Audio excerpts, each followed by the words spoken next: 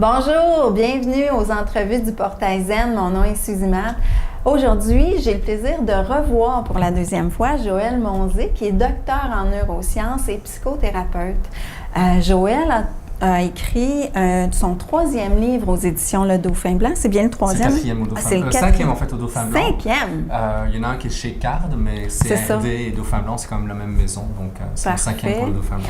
Alors, aujourd'hui, on parle, le titre, c'est « J'ai juste besoin de votre attention ». Toi, moi, je t'ai rencontré pour le livre « Soutenir le développement affectif de l'enfant ». Oui. Et tu as eu un deuxième, un autre à cette suite-là, « J'ai juste besoin d'être compris ». Et là, « J'ai juste besoin de votre attention ».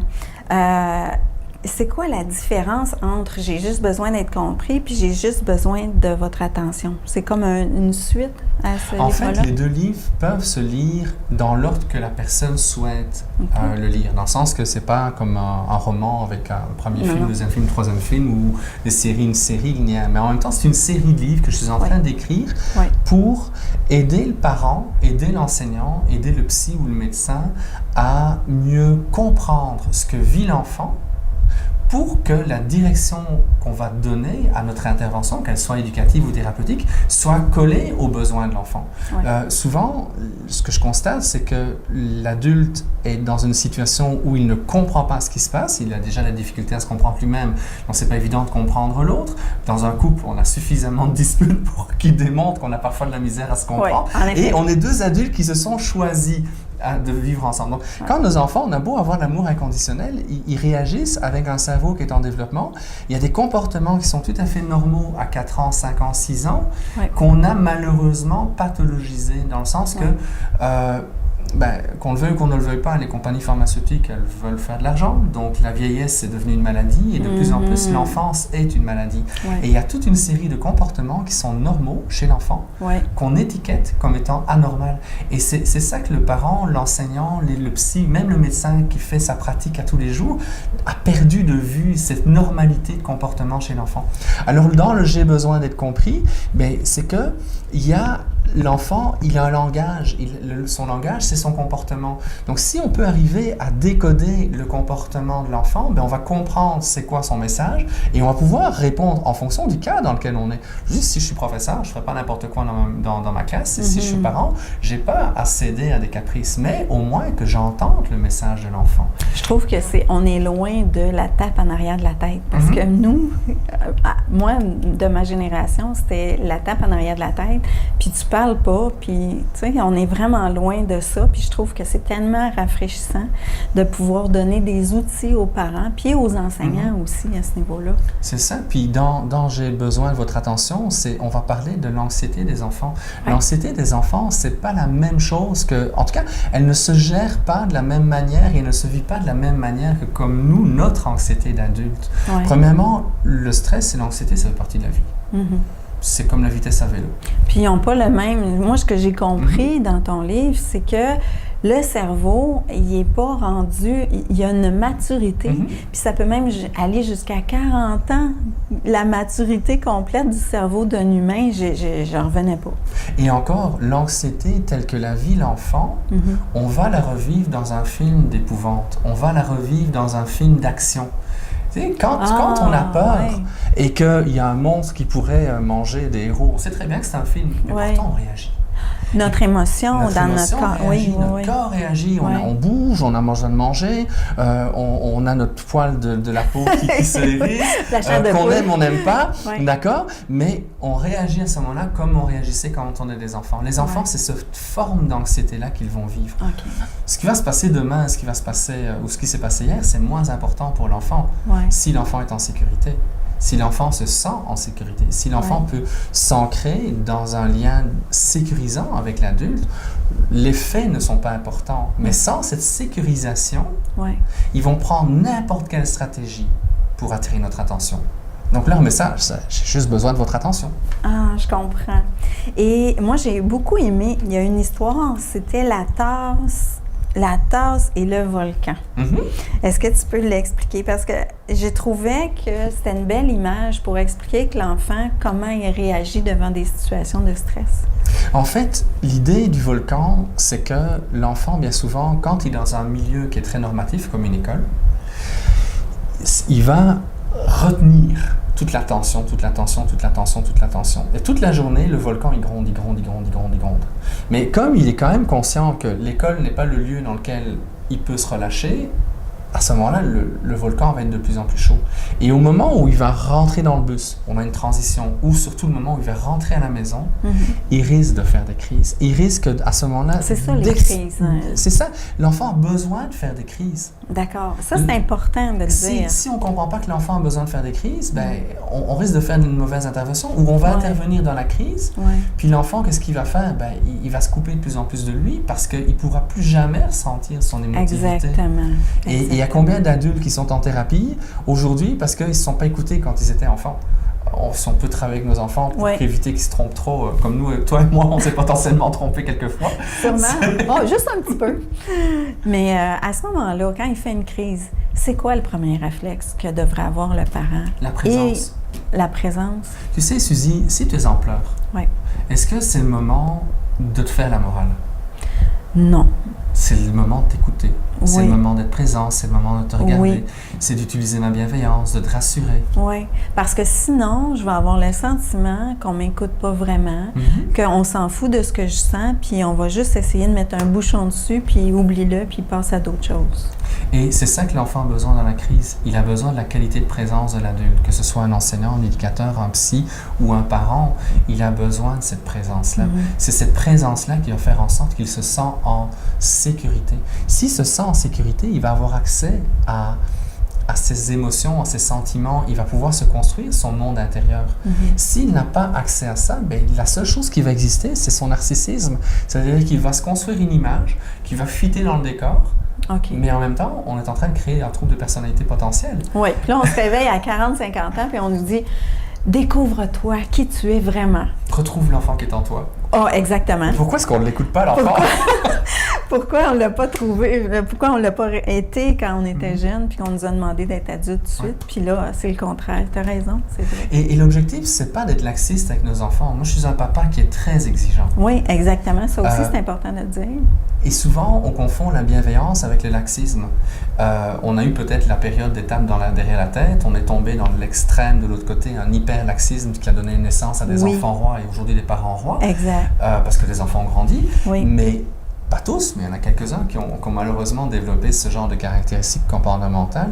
Donc, on peut être exigeant vis-à-vis de nos enfants, mais travailler sur les valeurs. Tu sais, hier soir, j'avais une discussion avec mon grand qui me disait « Ah, je suis jaloux de telle chose. » Puis, hop, il se sentait tout mal.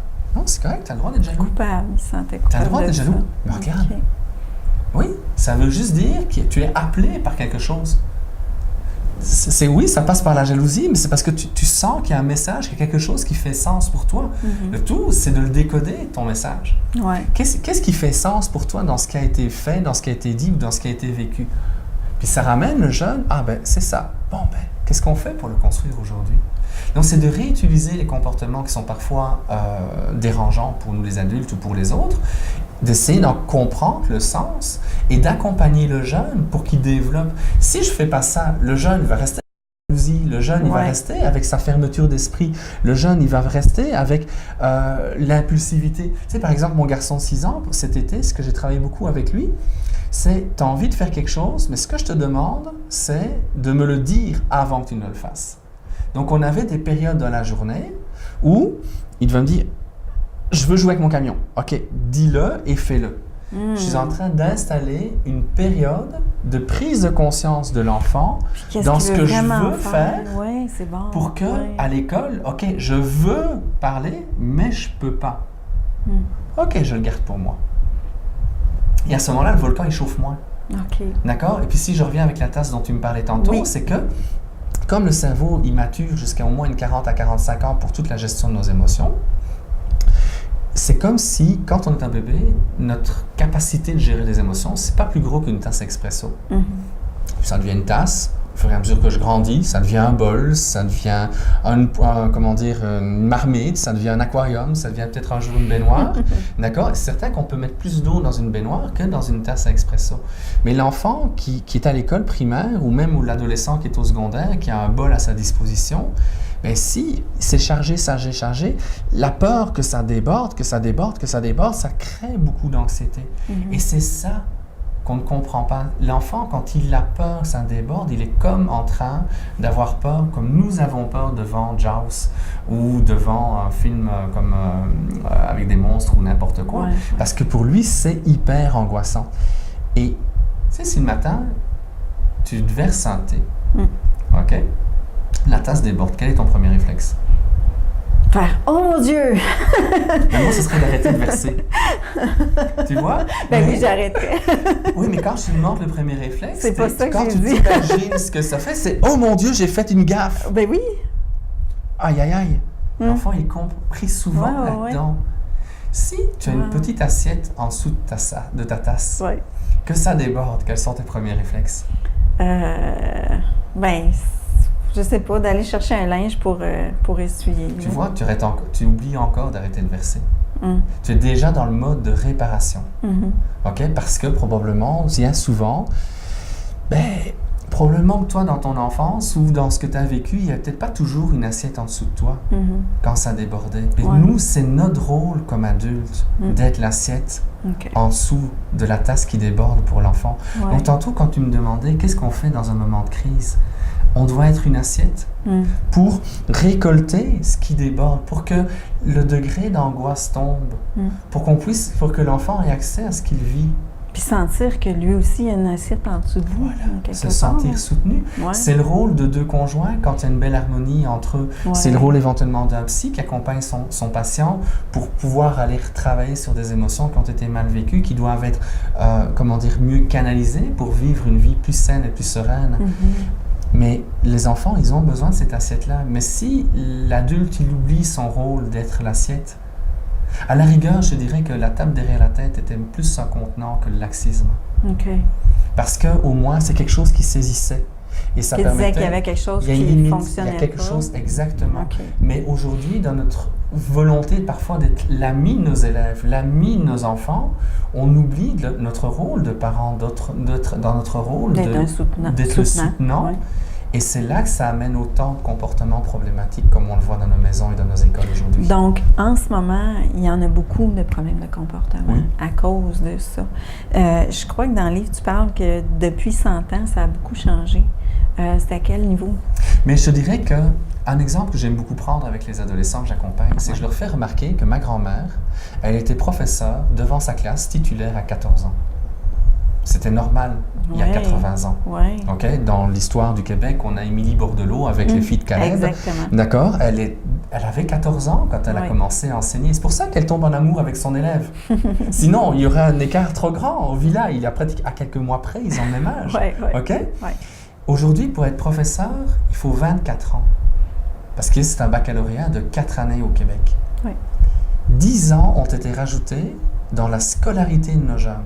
Mais biologiquement, il y en a beaucoup qui étaient prêts à essayer d'assumer leur part de responsabilité, entre guillemets, comme des petits adultes, à 14, 15, 16 ans. Ils étaient menuisiers, ils étaient plombiers, ils étaient coiffeuses. Ils faisaient quelque chose. Puis oui, il y a des avocats et des médecins, mais on était médecins à 19 ans, il y a 100 ans. Aujourd'hui, 34-35 ans, quand on a terminé toute la résidence. Et donc, on a tellement allongé la période de scolarité en demandant aux enfants d'agir parfois comme un adulte a de la difficulté à faire lui-même. Par exemple, la collaboration dans les écoles, c'est un... Tu sais, on met beaucoup la collaboration entre les enfants, il faut que les enfants collaborent. Combien de profs collaborent réellement entre eux? Combien de professeurs sont capables de collaborer avec les parents? Si nous, comme adultes, on a de la difficulté à collaborer avec nos confrères ou avec les parents ou avec... Pourquoi est-ce qu'on le demande à des enfants de 5-6 ans alors que leur cerveau n'est pas prêt à ça? Non. Bien, je sais que, à la garderie, au CPE, très, très jeunes, ils apprennent déjà à prêter leurs jouets aux enfants. Et ça part d'une bonne intention, on prête. C'est ça. Mais si ça se fait au mépris de soi, Sans écouter vraiment ce qu'on sent. Oui, Exactement. tu dois le faire parce que c'est la bonne chose à faire. Ouais, c'est pas très différent de ce qu'on faisait avec l'Église catholique en nous montrant les saints et les Mère Teresa à suivre au paille à l'œil. Et ça amène beaucoup de gens qui se coupent d'eux-mêmes. Oui, c'est ça. Et quand on se coupe de soi-même pendant des années et des années et des années, le coût que ça va avoir sur la vie psychologique et la vie physique est important. Et c'est ça qu'il faut tenir compte. Mais de nouveau, il ne faut pas que nos enfants soient égoïstes. Il faut toujours trouver un juste milieu. C'est d'encourager l'altruisme, d'encourager la générosité, mais sans oublier de s'écouter, sans oublier de ramener l'enfant dans ce qu'il est, dans ce qu'il vit, dans ce qu'il ressent, pour être capable que ça ne vienne pas d'une idée d'être généreux, mais d'un vécu. Que ça vienne naturellement à l'intérieur. J'aime ça te rendre service, Suzy. J'aime donc ça. Puis quand je te fais plaisir, puis moi je le sens, j'ai du plaisir. Je ne me coupe pas de moi à ce moment-là. Pas du tout. Mais si on oublie ça, on passe à côté de quelque chose qui pour moi est essentiel. Merci Joël de notre rencontre. On pourrait parler longtemps. Les gens peuvent te retrouver sur ton site Internet. Oui, www.joelmonzé.com ou Institut du développement de l'enfant et de la famille, donc institutdef.ca. Parfait. Donc, et tu as une émission à Cogeco? Non, l'émission, elle est terminée. Je suis passé à autre chose, tout simplement. Mais pour l'instant, j'ai un beau projet avec Nancy Doyon où on fait de la formation online pour justement aider les adultes à mieux comprendre les enfants avec des solutions structurantes qui tiennent compte à la fois de la réalité familiale ou de la réalité de la classe, mais également des différentes étapes du processus de développement du cerveau de l'enfant. Oh, intéressant. Alors, je te remercie de notre rencontre. Je vous invite à aller voir tout ce qui concerne le développement de l'enfant avec les beaux livres aux éditions Le Dauphin Blanc. Moi, j'ai adoré. Vous voyez, j'ai beaucoup de petits post-it. Merci. Et bien, à la prochaine. Merci. Au revoir.